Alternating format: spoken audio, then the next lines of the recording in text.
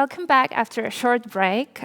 For those who have just joined us, we are at the Politico Agri and Food Summit in Brussels. And my name is Zosia Vanat, and I am a Politico agriculture and food reporter. Now we will take some time to discuss the issue, which is probably very important for all of us, really, which is our diets, what we are eating every day.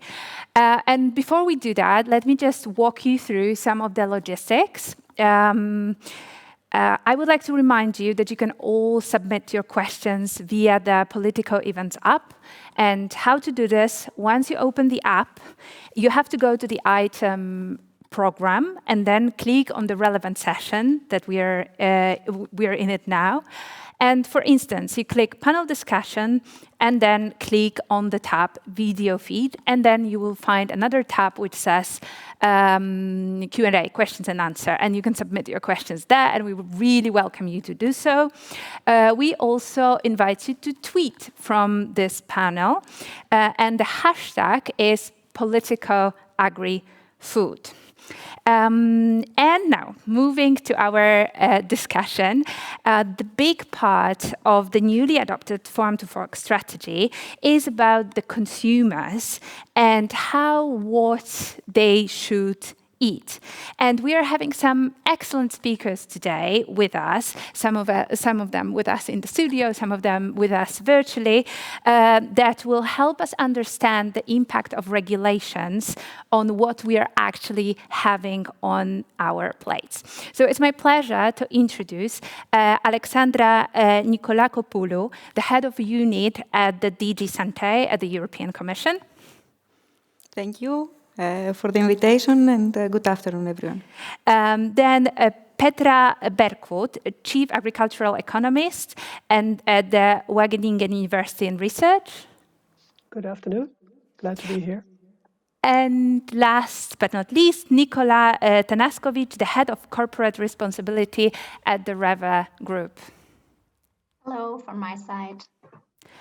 Perfect. Before we move to the actual discussion, there is also one more thing I would like to say. In your app, you can find a so-called audience poll. So we ask one question, and then you can just answer, pick your answer, and then at the end of this panel, you will be able to know what the majority of the audience decided. And for this particular session, the question is, what's a perfect recipe for the nutrition labeling in Europe? So go ahead and vote, and we'll definitely discuss that today. So my first question goes to Alexandra, and it's a pretty general one. Alexandra, I would like to know, how do you see it, how the Farm to Fork will actually change or influence the diets of the Europeans? I mean, for now, we're talking about a non-binding communication. How do you see it actually, have an impact on what people buy in the store and then eat during their dinners? Thank you. I think it is clear that the Farm to Fork strategy puts also the consumers in the center of this transition to sustainable food systems. Shifting to sustainable diets is one of the key components of this strategy, and the aim is to link actually consumer demand to the food supply chain. So this is the beauty of this integrated approach of the Farm to Fork strategy, linking consumer demand to food production and food supply chain. So how do we do that? How can we help consumers to change and to follow more healthy, more sustainable diets? There are several actions, several measures which are envisaged. It's a combination of voluntary and binding measures. And what we are talking about is about improving the food environment. So it's not only one element, it's not only about, many times people think that you only need labeling, and through labeling you will resolve the problem. No, we are talking about improving the food environment, which means that we act on different things at the same time. First, what we want to do is to make the sustainable and healthy choice the easy choice, the affordable choice. So we have to create the availability, to work at the level of availability, that sustainable food becomes available and affordable. This, we have to act at the level of retail, at the level of production of food, and everybody has a role to play. The reformulation. We are talking about reformulation of foods, so industry will be called to reformulate products in order to provide consumers with products with a healthier profile. So how do we do it? Again, through different means. One of the major actions, you mentioned that in the previous panel, is the code of conduct that we are going to elaborate in the coming months. It is one of the first deliverables, actually, of the Farm to Fork strategy, because it recognizes the important role that food industry and retail have in shaping consumer demand. We are going to seek commitments from them, which will cover all the elements of sustainability, the environmental, social, and health aspects of sustainability. At the same time, we have to work at the level of food information. You mentioned it. So there will be proposals on the front of pack nutritional labeling, on origin labeling, also longer term on the creation of a single sustainable logo that will enable the consumers to choose products on the basis of the sustainability performance of the food, but also of the organization, of the operation, not of the company which has produced the food. There are other actions also concerning the harmonization of green claims, for example. And in addition, there are actions for which maybe we do not have direct competence at Commission level, but there are mentions in the strategy where member states also should take action, be it in terms of education, but also in terms of taxes, for example, because the prices, as we say, they play a very important role. And longer term also, I think we all have to think about costs and to think what actually the final cost of the product, whether it incorporates also its impact on the environment and other aspects, and on health also. Yes. Thank you so much. And now, Petra, you've been researching this topic for a very long time. From your perspective as an academic, does the Farm to Fork, does it have what it takes to actually change our diets? Like, do you agree with the solutions which are included there? Would you add something, change something? What's your position? Well, thank you. It's a very broad question, but I would like to compliment the Commission with writing a document which incorporates the whole food system, because until now, most focus in Europe was on, for the Common Agricultural Policy, on producers to improve their production to make it more sustainable.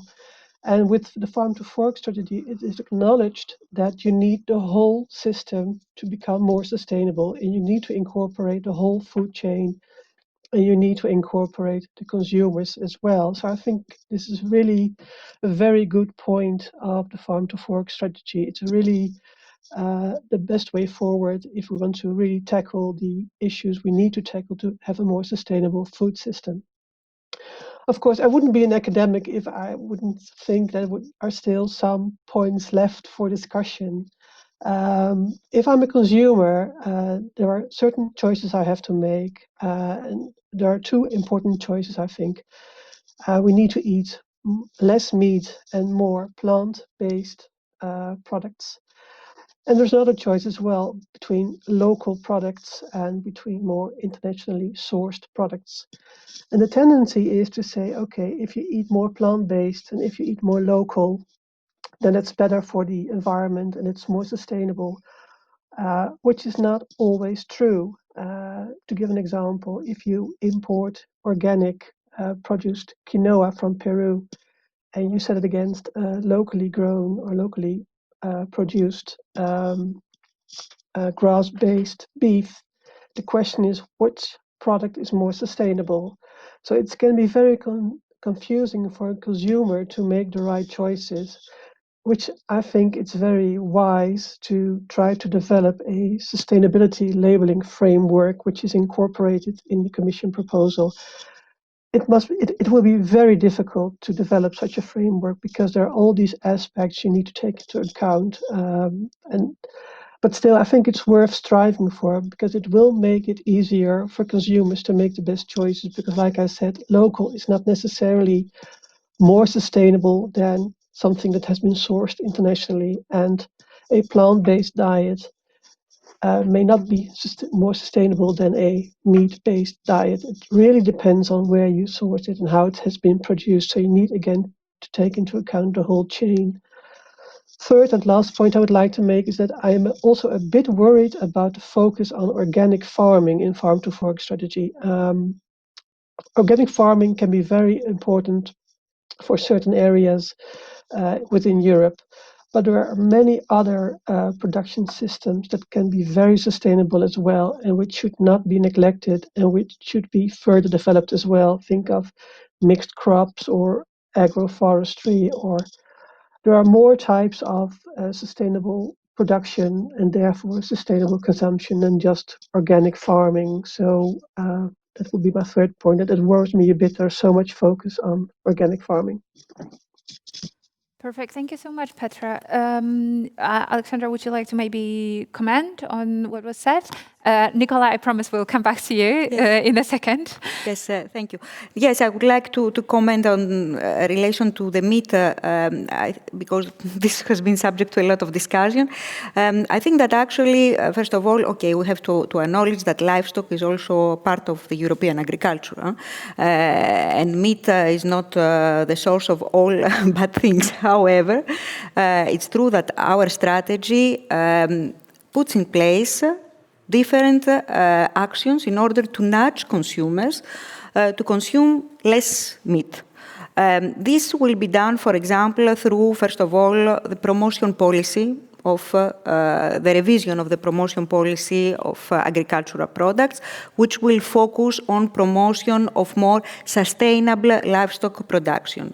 It will also be done through the sustainable logo that we mentioned, animal welfare labeling, through also even the better nutrient management, less fertilizers, using less fertilizers, which will also help to more sustainable meat production, because this will reduce also the emissions of the gas emissions. Better regulation also, regulation on innovative feed additives. This can also contribute to that. And also through research. There will be several projects in the context also of the Horizon Europe, where we focus research on alternative proteins, like, for example, also insects, etc. So all these elements together, they will aim at the same time to a more sustainable production of meat at production level, and also will nudge consumers to a more plant-oriented diet. Mm-hmm. Mm-hmm. Perfect, thank you. I will come back to that point, but first I would like to let Nicola speak. Nicola, so you at Reva, you observe every day what consumers buy and what are their everyday food choices. So I would like to ask, like, do they seem interested at all in sustainable foods? Like, is it something that is big as a consumer trend right now? Is it something that you've been observing? Well, yes, we actually do observe this, and our strategy is actually something Alexandra just pointed out. She just said, okay, we have to offer more sustainable choices, but we also have to give the information about the more sustainable choices. I think it goes hand in hand. And what we actually see is that the consumers are more interested in more sustainable products. We can see that in the growing segment of organic food, or we can see that in the choices the consumers make, for example, with plant-based products. And we are trying and experimenting with all these options, and we try to give these options to the consumers. But for example, we've been just talking about insect products, about protein products from insects, and we started to offer these products, for example, years ago, and it just did not work because, from my opinion, we are just in our cultural background, we are just not ready for this. But then on the other side, there are products that worked before their time. For example, when we started in 2016 as the first German retailer to offer eggs without killing the male chicken and without cutting the spout. It first really started slowly because at this time society really did not have this topic on their minds. But then it worked with really good communication and really good information. And so yes, I think we have consumers that are really interested in more sustainable products, and I think we have to offer the choices, and I think we have to give the information about these products. Perfect. Thank you so much. That's very interesting. Now, on the meat note, you've just said, Alexandra, that what the Farm to Fork is actually trying to do is to, on the one hand, make the meat production more sustainable, on the other hand, nudge the consumers to buy the alternatives. But then there are some green groups, and I think there has been quite a lot of criticism around the Farm to Fork strategy. There are some green groups, especially, that say that this is not enough, that what we have to do is to make people just eat less meat. They just have to eat less meat. And the strategy doesn't really answer to that challenge. Like, how would you address that? Like, do you think that the strategy should go one step further, or is it like what you're proposing now is enough? That first of all, the strategy at the moment, as you know, in this strategy there are several trade-offs. It is full of trade-offs that we try to address in a very holistic and balanced manner. And I think that on the meat, again, on the meat consumption, we take a balanced approach. We should not also forget that there is a midterm review. The strategy has a review clause in 2023 already, where we are going to see whether the actions that we take they are sufficient, or whether there is a need to do more or less in some cases. So this is a general, I would say, we should think of all of that under this perspective. We go ahead with ideas, with targets. All these will have some short-term costs that can be reduced long-term, but I believe that at the moment, the combination of the things that I have just mentioned, and also the communication and education which has to be carried out by food business operators, but also by member states, can have the good potential to help consumers to reduce meat consumption, which has already been reduced in the last years. Perfect. Let me ask you one more question. This time about the nutrition labeling, which for the consumers might be the most important topic right now, which is connected to the Farm to Fork strategy. So.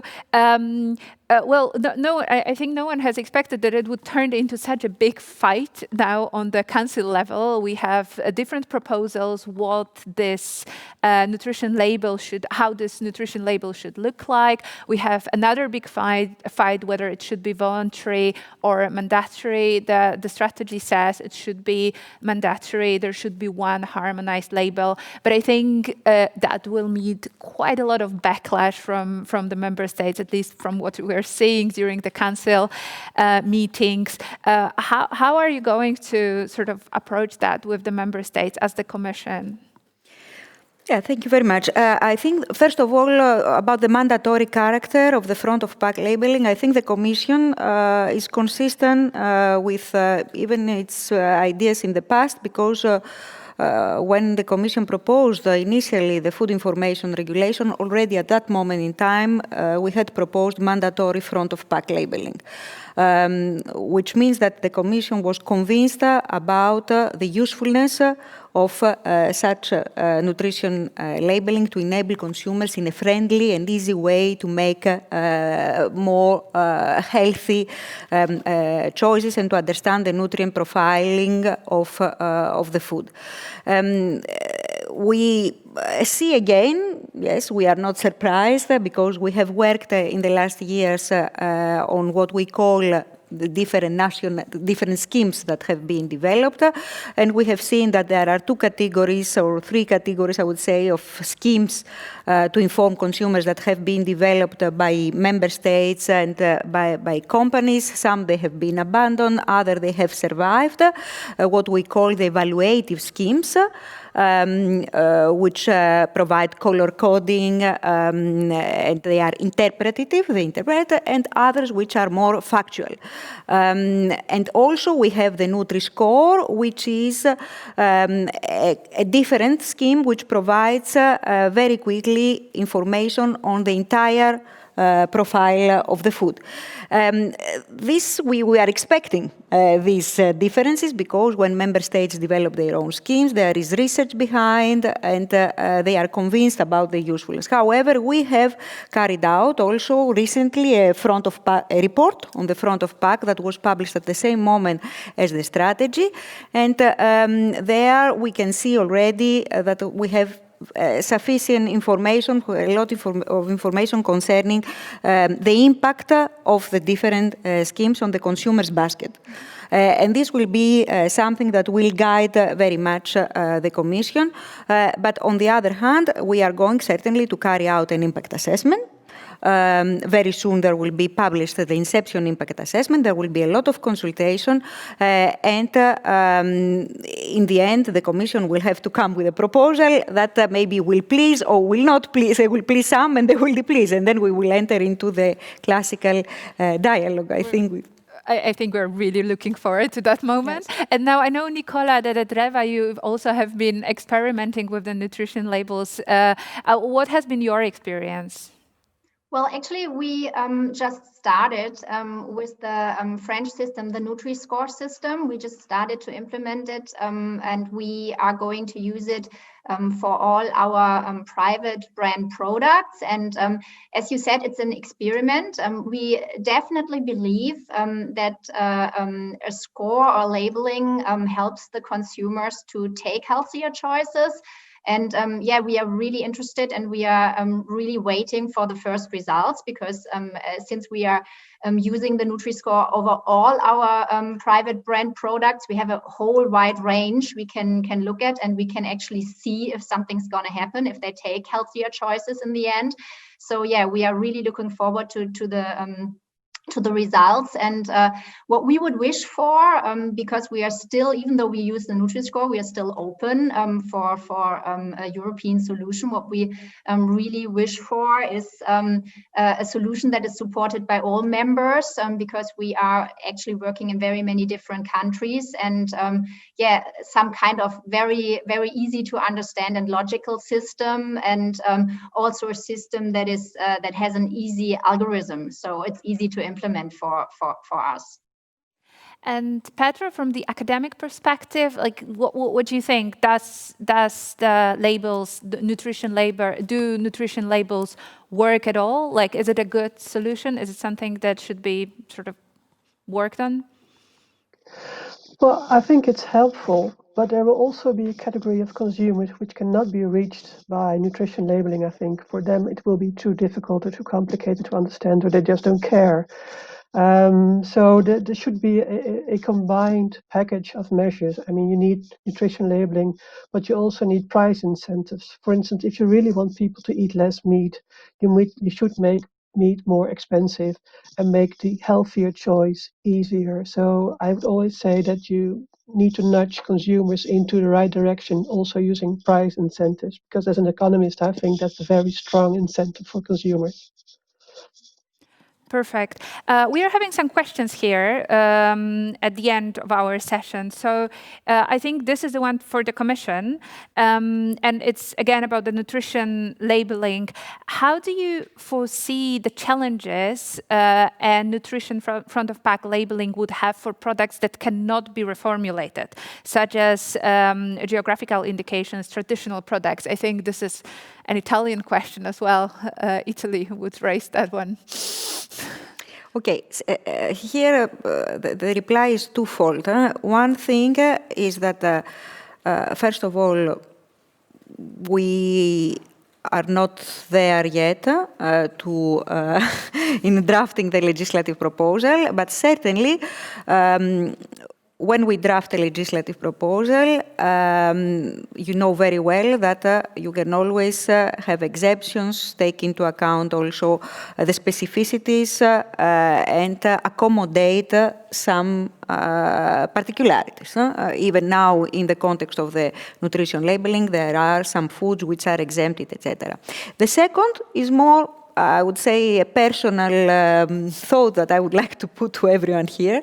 When we talk about traditional food, when we talk about geographical indications, knowing also, by the way, that there will be a revision in the context of the Farm to Fork strategy, the Commission also will propose a revision of the geographical indications, trying to see how we could enhance their sustainability, how we can introduce sustainability, let's say, in the conditions and in the rules on geographical indications.